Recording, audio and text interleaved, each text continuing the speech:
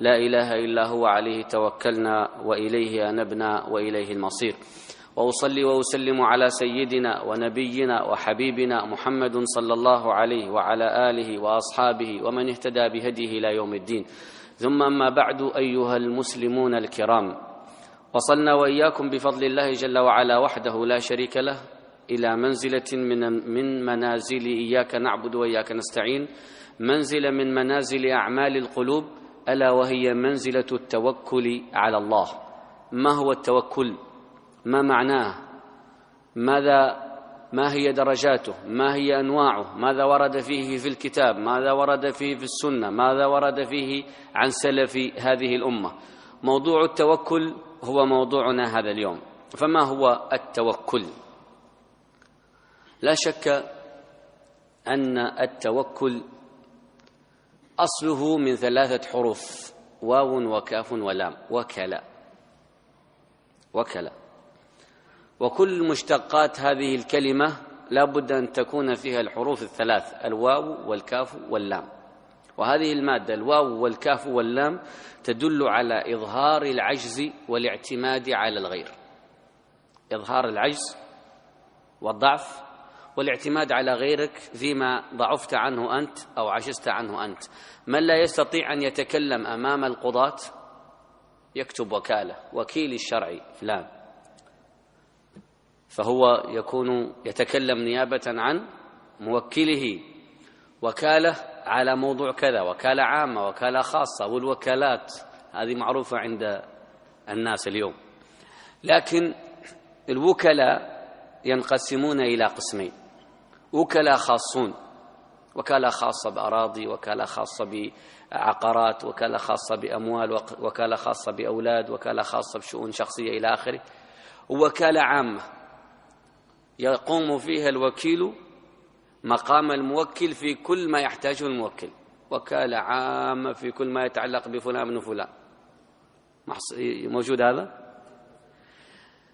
طبعا هذه الوكالات كلها دون وكالة الله جل وعلا، لأن وكالة الله ابتداء هو وكيل بك من غير أن توكله، سواء قلت اللهم أنت وكيلي أو لم توكله فالله وكيل، لأن الله كان على كل شيء وكيلا.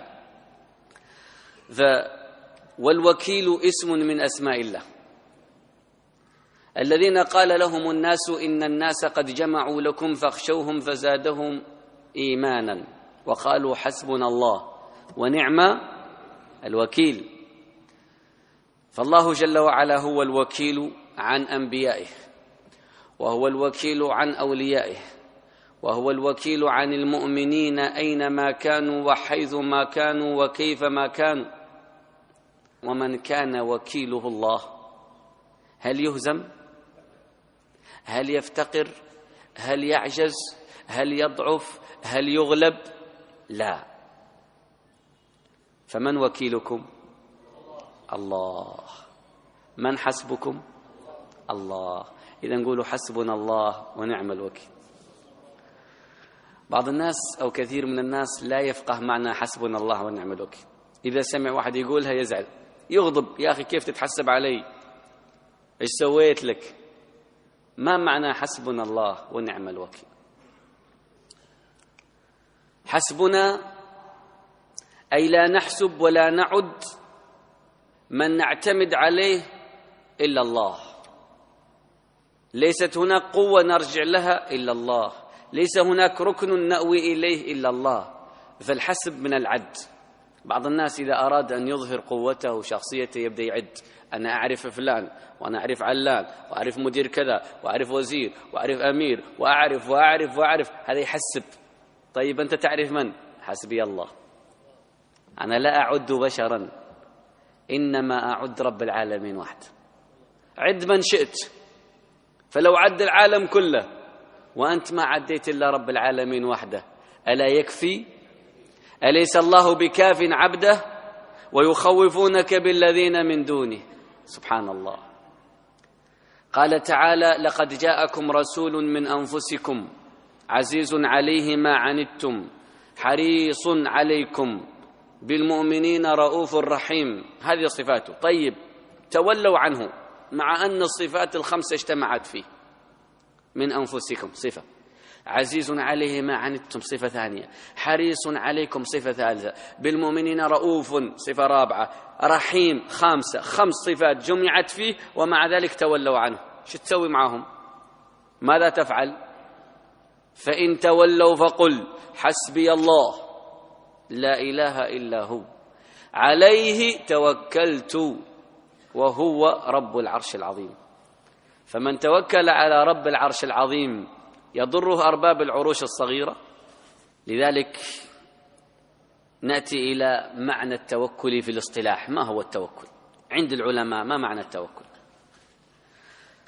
طبعا عندما تغوص في بحار العلم وتستمتع بكلام العلماء تجد أن العلماء كل يعرف التوكل من جهة. مثلا لو جئتم لهذا المسجد من جميع جوانبه وقلت لكل واحد منكم عرف لي مسجد بغلة في الجامع، صفه لي. فمن جاء من جهة المحراب يصف هذه الجهة، والله هو مبنى كبير ما شاء الله وجهة هذه أمامه وأمامه وأمامه، فهو وصف من جهة. ومن جاء من جهة الأخرى وصف الجهة الثانية، ومن جاء من أعلى وصف أعلى، ومن كان بداخله وصف ما بداخل، وهكذا. فاختلف الوصف لموصوف واحد. عرفتم؟ طيب التوكل اختلف العلماء في تعريفه لاختلافهم في النظر إلى حقيقته. ماذا قال عنه أغلب العلماء؟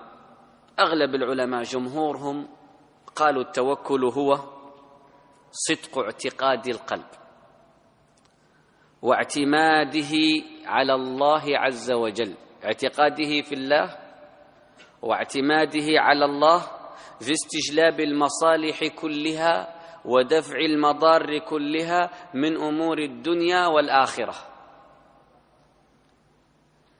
ووكيلة تلك الأمور كلها إلى الله جل وعلا سبحانه، مع تحقيق الإيمان بأنه لا يعطي ولا يمنع ولا يضر ولا ينفع غير الله. فهمتم هذا التعريف؟ طبعا الطويل لكن جميل. صدق اعتقاد القلب في الله، تكون عقيدتك صحيحة.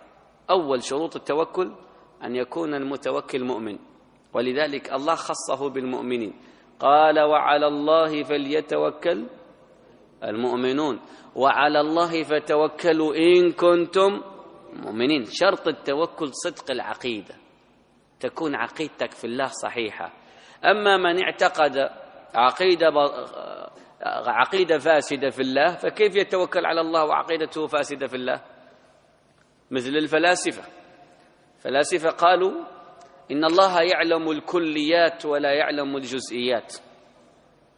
يعلم أن هذه تسمى أرض وذيك شمس وذاك قمر وذيك سماء، لكن الجزئيات ما يعرفها ما يعلمها. تعالى الله عما يقولون علوا كبيرا. الله جل وعلا يقول في القرآن وعنده مفاتح الغيب لا يعلمها إلا هو ويعلم ما في البر والبحر وما تسقط من ورقة إلا يعلمها ولا حبة في ظلمات الأرض ولا رطب ولا يابس إلا في كتاب مبين. كيف تقول ما يعرف الجزئيات؟ هو أعلم بكم إذ أنشأكم من الأرض وإذ أنتم أجنة في بطون أمهاتكم. حتى الأطوار التي مررتم بها يعلمها طورا طورا وقد خلقكم أطوارا. يوم كنتم ماء ثم نطفة ثم علقة ثم مضغة مخلقة وغير مخلقة ثم عظاما كسيت العظام لحما كسي اللحم جلدا جرت العروق بين الجلد واللحم جرت الدماء في العروق دخلت الروح فانسابت بين ذاك وذاك كانسياب الماء. سبحان الله. وكانسياب الهواء بأمر من ماء واحد خلقت عينين وأذنين ولسانا وشفتين، خلق رأس وصدر وبطن، خلقت أطراف يدين ورجلين. الماء واحد والخلق مختلف. إذن الفلاسفة لا حظ لهم في التوكل. بعدها يأتيك القدرية والجبرية وأصحاب ما يسمى بالفرق الإسلامية. هؤلاء الطوائف تكلموا إما في صفات الله وإما في قدر الله وإما في أفعال الله، فضعف إيمانهم بالله فقل توكلهم أو عدم توكلهم على الله. طيب، إذن القول الثاني وهو قول الإمام أحمد بن حنبل. ماذا قال رحمه الله؟ قال: التوكل هو عمل القلب مطلقا. توكل عمل القلب، رحم الله الإمام أحمد. جعل التوكل كله هو عمل القلب، لأن أي عمل يعمله الإنسان بقلبه لا بد أن يكون فيه توكل. تصلي تتوكل على الله، تصوم تتوكل على الله، تخاف تتوكل على الله، فتوكلك على الله مصاحب للعمل. ولذلك قال ابن القيم وهو يشرح كلام الإمام أحمد، قال: وقوله التوكل عمل القلب دليل على أنه ليس بقول يقال باللسان ولا فعل يفعل بالأركان، فمن قال بلسانه توكلت على الله غير مصدق حتى يكون التوكل قد اطمأن له قلبه. عرفت؟ الحين يكون جلس مجموعة جالسة وتتحدث وتتفق ويقولوا خلاص في النهاية توكلنا على الله، صح؟ لكن لو نظرت حقيقة قولهم وجدت أنهم يكذبون. المتوكل على الله لا يفرح ولا يحزن، لا يفرح بحصول حاصل ولا يحزن بفوات فائت، لأنه في كلا الحالتين متوكل على الحي الذي لا يموت. فلو حصل الخير شكر الله، ولو فات صبر لله. فالتوكل قد طمأن القلب على لزوم حالة واحدة هي توحيد الرب والرضا بفعله مهما كان. حصل ما نريد الحمد لله، لم يحصل الحمد لله. عجبا لأمر المؤمن إن أمره كله خير، إذا أصابته سراء شكر فكان خيرا له، وإن أصابته ضراء صبر فكان خيرا له. ماذا قال غيره؟ قال شيخ الإسلام ابن تيمية: هو علم القلب بكفاية الرب. الإمام أحمد قال عمل، شيخ الإسلام ابن تيمية قال علم القلب بكفاية الرب للعبد، أليس الله بكاف عبده؟ أسألك سؤال، لو أن عندك ولد صغير عمره 4 سنوات، هل هذا الولد يفكر أو شايل هم الغداء بكرة أو العشاء أو اللباس؟ ليش؟ كل شيء عند أبوه. الله يخلينا الوالد، حتى بعض الرجال الكبار الآن شباب الله يخلي لهم الوالد ليس عندهم أي اعتماد على النفس، تعودوا من أبيهم على أن يفعل ويفعل ويفعل، فأصبحوا وهم رجال كأنهم أطفال. كذلك أنت مع ربك ولله المثل الأعلى. كن مثل الرضيع، كن مثل الطفل الرضيع الذي لا يعرف إلا ثدي أمه، وحرمنا عليه المراضع، يعني لا تريد إلا هذا الطريق، لا تريد إلا ربك سبحانه وتعالى. عرف أيضا أنه هو سكون القلب بين يدي الرب كانطراح الميت بين يدي مغسله يقلبه كيف يشاء، يعني مهما حصل لا يكون إلا الرضا والتسليم. هذا التوكل. وقيل هو الثقة بالله جل وعلا بألا يظهر منك انزعاج إلى الأسباب مع شدة فاقتك إليها، ولا تزول عن حقيقة السكون إلى الحق مع وقوفك عليها. كلام جميل. وقيل هو سبحان الله اضطراب بلا سكون وسكون بلا اضطراب. كيف يكون التوكل اضطراب بلا سكون وسكون بلا اضطراب؟ كلام من أجمل ما يكون. ما معنى هذا الكلام؟ أين يقع السكون؟ في القلب. وين يقع الاضطراب؟ في البدن. كيف يكون؟ يعني حركة بالأسباب وسكون في القلب. أعقلها، تحركت يداك في عقلها، وتوكل قلبك مطمئن أنها ما تضيع، ليس لأنك عقلتها لكن لأنك متوكل على الله. فالقلب ساكن مطمئن والبدن متحرك في بذل السبب. أعقلها وتوكل. وقيل هو ترك تدبير النفس والانخلاع من الحول والقوة إلى حول الله وقوته، يعني تتبرأ من حولك وقوتك مهما كانت قوتك وتعتمد على من؟ حول الله وقوته. كما كان بعض السلف يقول تبرأت من حولي وقوتي واعتصمت بحول الله وقوته قبل أي فعل، حتى لو كان تحريك سيارة، لأنه لولا حول الله وقوته ما استطعت تحرك المفتاح.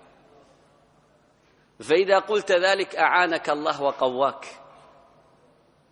ولذلك تجد في بعض الصالحين قوة خارقة، مثل موسى عليه الصلاة والسلام لما رفع الغطاء الذي لا يرفعه إلا 10 رجال، رفع وحده بقوة التوكل. مثل علي بن أبي طالب لما أخذ الباب، باب الحصن الذي لا يرفعه إلا 10 رجال، حمله على ظهره بقوة التوكل، إلى غير ذلك. إذن ما هي درجات التوكل؟ التوكل 8 درجات على قدر أبواب الجنة. ما هي درجات التوكل؟ وأنت الآن حاول تعرف في أي درجة من درجات التوكل. الدرجة الأولى من درجات التوكل هي درجة إثبات صفات الله جل وعلا يقينا، والعلم بذلك واعتقاده والعمل بمقتضاه. ما هي صفات الله؟ ماذا تعرف عن الله من الصفات؟ كلما زاد علمك بالله وأسمائه وصفاته كلما زاد توكلك عليه. إذا علمت أن الله على كل شيء قدير تخاف؟ ألم تعلم أن الله على كل شيء قدير؟ إذن خلاص، أي شيء تريده ممكن ربك يعمله لك مثل طرفة عين أو أسرع. إذن هذا يقتضي منك التوكل على الله. ألم تعلم بأن الله يرى؟ يقتضي الخوف. ألم تعلم أن الله له ما في السماوات وما في الأرض؟ يقتضي الاطمئنان ويقتضي التوكل أيضا. تريد فطورك اليوم وما عندك ريال، لفيت يمين يسار، اتصلت فلان ما حد كلمك، ما حد رد عليك، ما لقيت شيء تفطر به لا أنت ولا عيالك. أنت تنظر إلى خزائنك أنت تجدها فاضية ما في شيء، لكن تنظر إلى خزائن الله تجدها ملأى لا تنقص أبدا. إذن هنا إما أن تكون متوكل على الله فسيأتيك رزقك، أو غير متوكل على الله فلا تلوم إلا نفسك. يقول النبي صلى الله عليه وسلم والله لو توكلتم على الله حق التوكل إيش يصير؟ لرزقكم كما يرزق الطير. الطير موظفة والله عندها وظائف، والله تجار. هل رأيتم غرابا تاجر أو عنده وظيفة؟ طيب كيف عايشة هذه الطير؟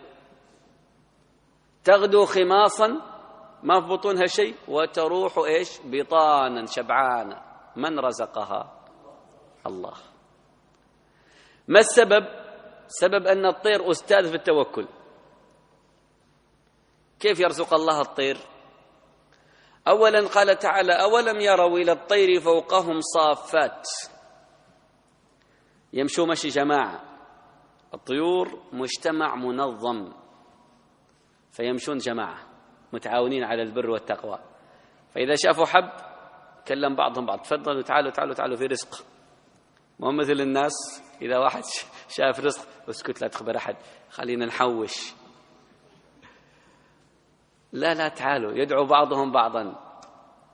ما يمسكهن إلا الرحمن الذي رحمهم فرزقهم وهم خماص.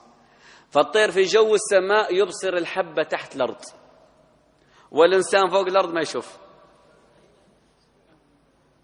فينزل الطير من أعلى حتى يوصل للحبة وينكت الأرض حتى يطلعها ويأخذها ويمشي. والإنسان المسكين عيونه كبار أكبر من الطير بس ما يشوف. ولذلك التوكل على الله حق التوكل هو صلاح الدنيا والآخرة، هو مفتاح الرزق. لكن التوكل يحتاج، وهذه الدرجة الثانية، إلى بذل السبب. السبب قد يكون عبادة لله كالصلاة، وقد يكون مشي على وجه الأرض. أما العبادة لله كالصلاة فحال مريم لما كانت في مصلاها: يا مريم اقنتي لربك واسجدي واركعي مع الراكعين، بدت وركعت جاءها الرزق. كلما دخل عليها زكريا المحراب وجد عندها رزقا. قال: يا مريم أنى لك هذا؟ من فين جايك هذا؟ قالت: هو من عند الله، إن الله يرزق من يشاء بغير حساب. فعرف زكريا السبب أنه الصلاة والدعاء، فراح محرابه. هنالك دعا زكريا ربه قال: رب هب لي من لدنك ذرية طيبة إنك سميع الدعاء. فنادته الملائكة وهو قائم يصلي في المحراب أن الله يبشرك. فهل هذا السبب وهو الصلاة والدعاء استخدمناها أو علمنا أنها سبب من أسباب الرزق؟ والله كلنا الله المستعان إلا ما رحم ربك. هذا السبب عندنا أو عند كثير من الناس هو آخر الأسباب، والمفروض يكون هو أول الأسباب.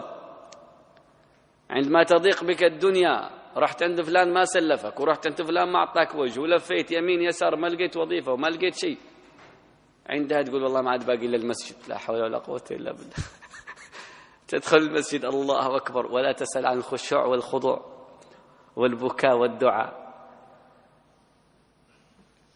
لكن لما خرجت مريم من محرابها وابتعدت عن مكان مصلاها وهي نفسا لا تستطيع تصلي، عندئذ انتقلت إلى السبب الثاني وهو الحركة. فقال الله جل وعلا لها: وهزي إليك بجذع النخل تساقط عليك رطبا جنيا. أليس الله بقادر على أن يساقط الرطب الجني من غير هز المرأة النفساء؟ لكنه بذل السبب مع التوكل الذي كالجبال في القلب. عرفتم؟ فهذه المرتبة الثانية، بذل السبب. جاء رجل للنبي صلى الله عليه وسلم، والرسول صلى الله عليه وسلم وقتئذ كان يدرس يعلم الناس، والرجل هذا وقف ناكته عند باب المسجد ودخل. يوم دخل أصبح بين أمرين أحلاهما مر. واحدة يجلس يستمع ويسمع العلم من النبي صلى الله عليه وسلم، والثانية يطلع ويعقل الناقة لا تروح عليه. قال: خليني يمكن الرسول يثبتها يوقفها، والله يدعي الله ما تتحرك. قال: يا رسول الله، أجلس أستمع العلم وأتوكل على الله في ناقتي أم أعقلها؟ قال: لا، أعقلها وتوكل. فخرج فعقل الناقة ورجع استمع الدرس. فأعطاه النبي صلى الله عليه وسلم درسين. الدرس الأول أن العقل وحده لا يمنع الناقة من أن تضيع. كم من إبل معقلة ضاعت على أصحابه. مع ترك السبب قد يكون معصية لله فتضيع أيضا الناقة. ولذلك الإنسان يحمل في نفسه أمرين اثنين: عقل في رأسه وإيمان في صدره. فالإيمان في الصدر يقتضي التوكل على الله، والعقل في الرأس يقتضي بذل السبب. لو وجدت رجل في المسجد عزابي قاعد: اللهم ارزقني ولدا، اللهم ارزقني ولدا، قلت له: يا أخي أنت متزوج؟ لا والله يا أخي ما تزوجت، بس ربي على كل شيء قدير. شو تقول عنه؟ مجنون. طيب ولدا يطيح لك من السماء؟ من أمه؟ من يرضعه؟ من يتولاه؟ أول شيء ابذل السبب، روح فتزوج، ثم بعد ذلك يقول اللهم ارزقني ولدا. فبذل السبب لا يختلف ولا يتناقض مع التوكل. الدرجة الثالثة بعد بذل السبب من درجات التوكل هي درجة تشريد التوحيد لله ورسوخ القلب في مقام التوحيد، فتقطع كل علائق الشرك في باب التوكل. مثلا الآن كل واحد عنده حاجة متوكل عليها. التاجر متوكل على أن عنده دكان ومتى ما فتح جاء الرزق. الموظف متوكل على الراتب آخر الشهر ويأخذ على حساب الراتب ويدخل يقدم الكشف للبنك بالراتب وتحويل وإلى آخره وتوكله على راتبه.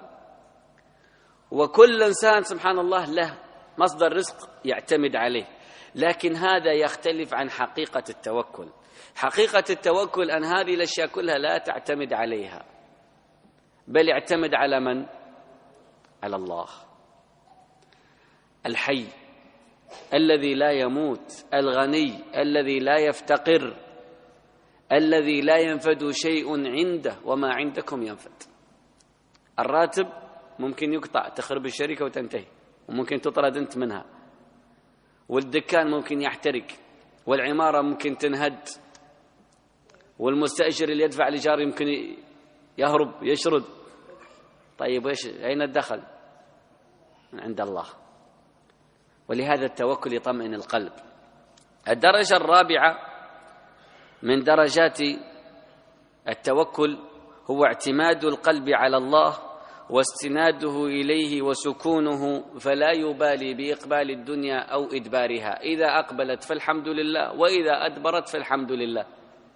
كما قال الشاعر: إذا ذهب الحمار بأم عمرو فلا رجعت ولا رجع الحمار. نعم. أيضا الدرجة الخامسة من درجات التوكل حسن الظن بالله وحسن الرجاء فيه على كل حال. طيب ما ظنكم برب العالمين؟ كل واحد يسأل نفسه ما هو ظنه في الله. ما ظنكم برب العالمين؟ كل المؤمنين يحسنون الظن بالله، وكل من أساء الظن بالله دارت عليه دائرة السوء لا محالة. الظانين بالله ظن السوء عليهم دائرة السوء، لكن المحسنين الظن بالله يجدون الله عند حسن ظنهم. أنا عند حسن ظن عبدي بي فليظن بي ما شاء. هل تظنون أن الله بيموتكم جوع؟ هل تظنون أن الله بيهلككم جميعا بمرض واحد؟ هل تظنون أن الله عز وجل بيعذبكم كلكم بالنار؟ ما ظنكم برب العالمين؟ تظنون فيه الخير، يغنيكم، يشفيكم، يعافيكم، يهديكم، يدخلكم الجنة، يستجيب دعاكم، يرزقكم الأولاد، خيره إليكم نازل سبحانه وتعالى. الله المستعان.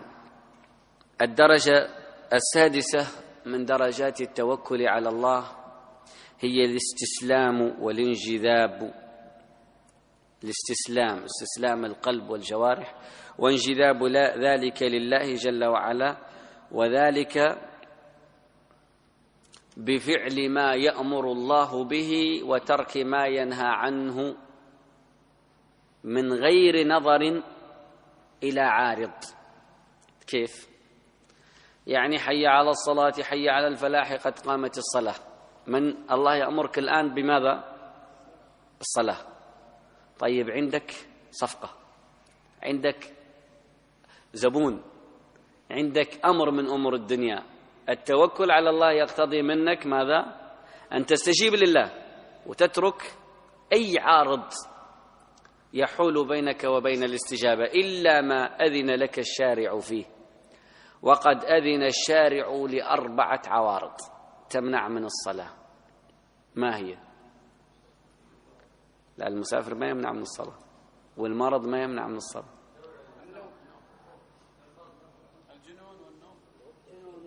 الجنون والنوم وإيش؟ هذا غير مكلف أصلا. المجنون غير مكلف، والنائم غير مكلف، والناسي غير مكلف. قائم على مهمة المسلمين هو أولى الناس أن يصلي يا أخي.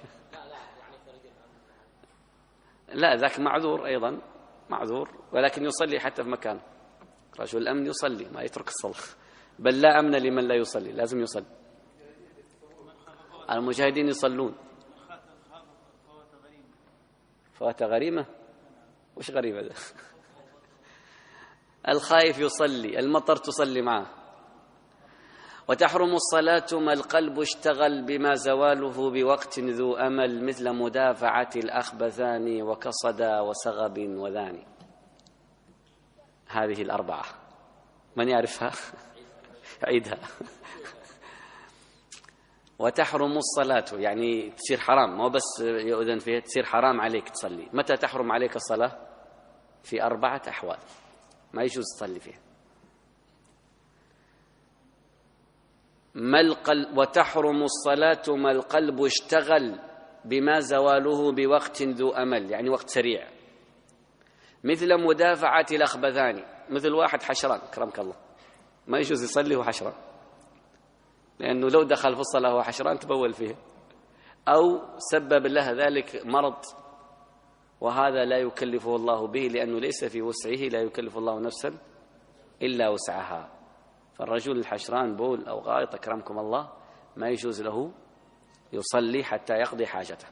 واحد، حتى لو فاتت الجماعة وجدت الإمام في الركعة الأخيرة وأنت حشران، ماذا تفعل؟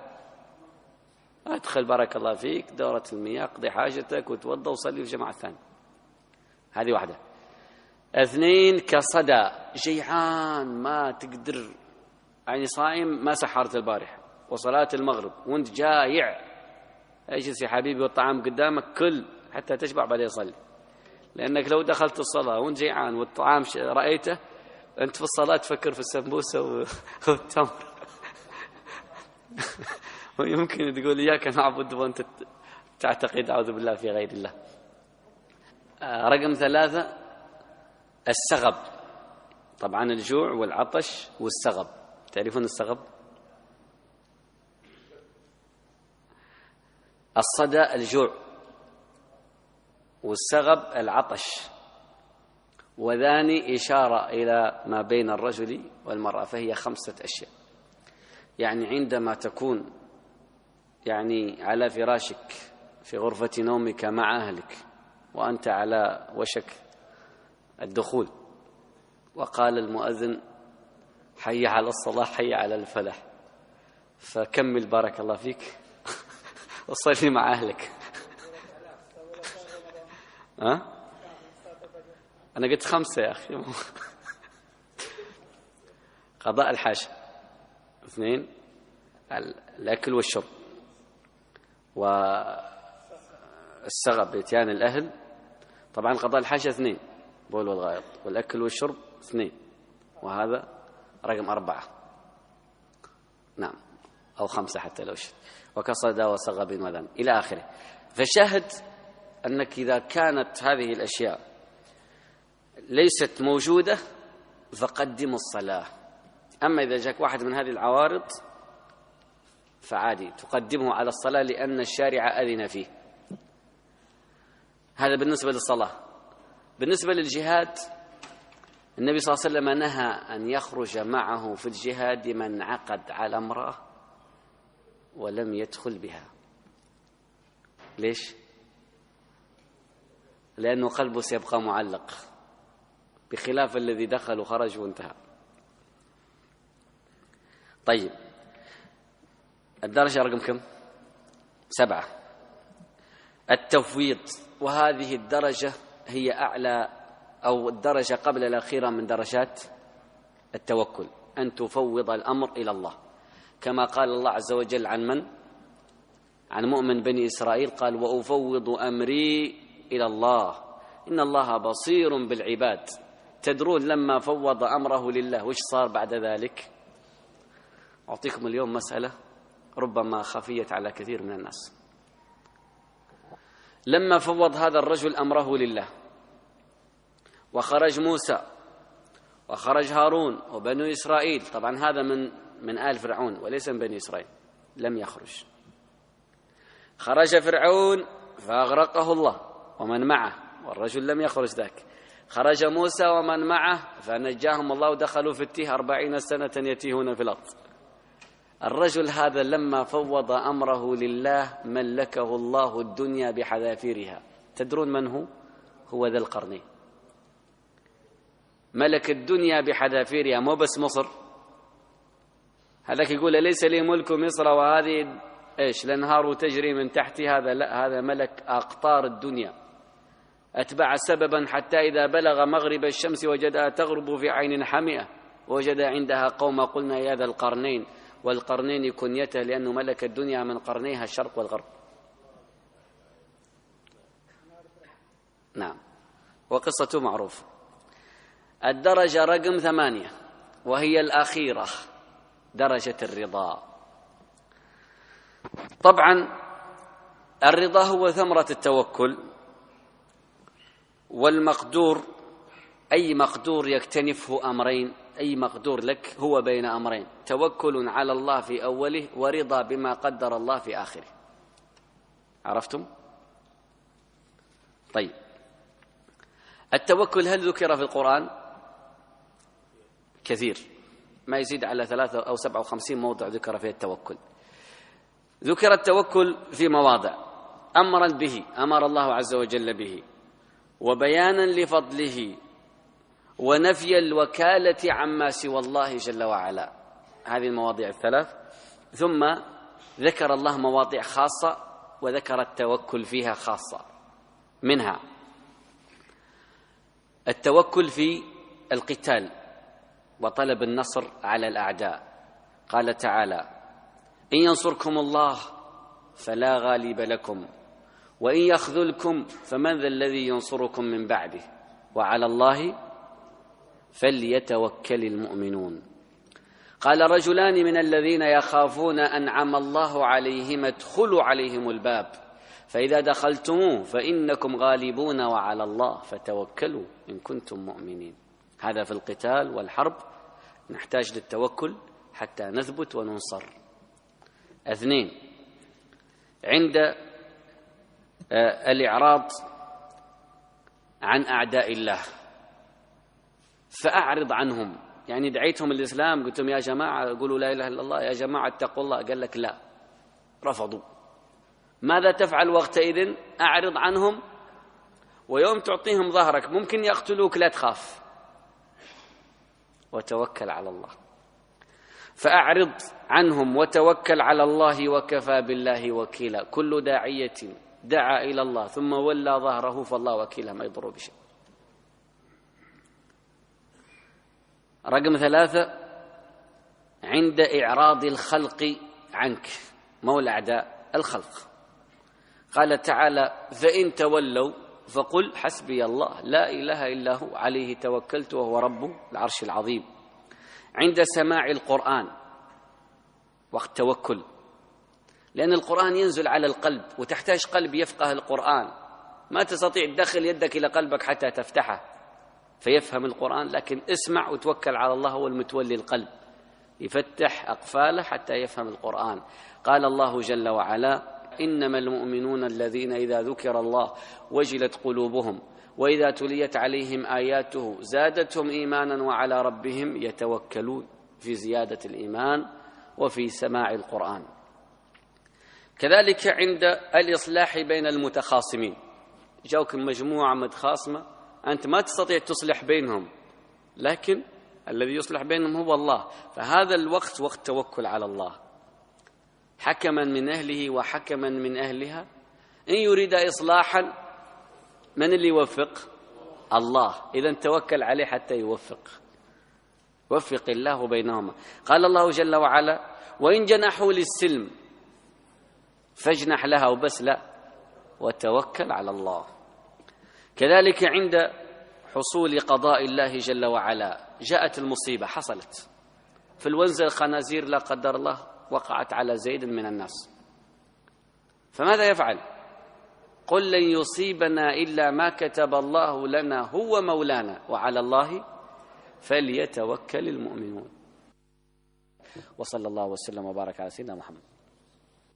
يا رب